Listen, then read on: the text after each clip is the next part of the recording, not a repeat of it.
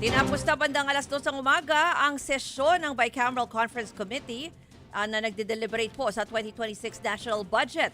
Kabilang sa napagkasundoan ng Kamara at Senado sa BICAM na sa halip na 45 billion pesos ay gawing 20.7 billion pesos na lang ang tatapyasin mula sa kabuang budget ng DPWH para sa 2026. Ayon kay Senate Finance Committee Chairman Win Gatchalian, base sa bagong submission ng DPWH ng construction materials price data, nagbigay sila ng adjustment factors at ito ang in-apply ng Senado sa lahat ng 10,000 infrastructure projects ng ahensya.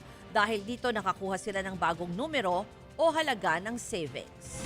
Napagkasundoan naman ng House at Senate panel na ilagay ang 16.5 billion pesos mula sa 20.7 billion pesos na natapya sa DPWH sa PhilHealth, habang 4.2 billion pesos ang ilalagay sa National Disaster Risk Reduction and Management Fund para sa mga nasalanta ng bagyo at lindol.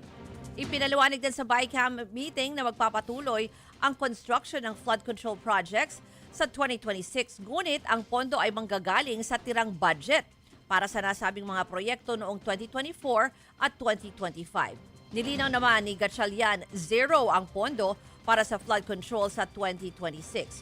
Una nang siniguro ni Gatchalian na wala raw dapat ipangamba ang publiko dahil walang bahid ng korupsyon at malinaw naman na transparent ang pagbuo ng pambansang budget. Tumagal ng 6 na araw ang deliberasyon ng BICAM mula December 13 to 18. Mga kapatid, ako po si Ruth Cabal. Dito tayo sa totoo, dito tayo sa True FM. Mag-follow at mag-subscribe din po kayo sa aming social media accounts at True Network PH. Diyan po yan sa aming X na dating Twitter, sa FB, sa Instagram, sa YouTube, sa TikTok at sa mga podcast. At syempre, tutok din po kayo sa Signal True TV Channel 19.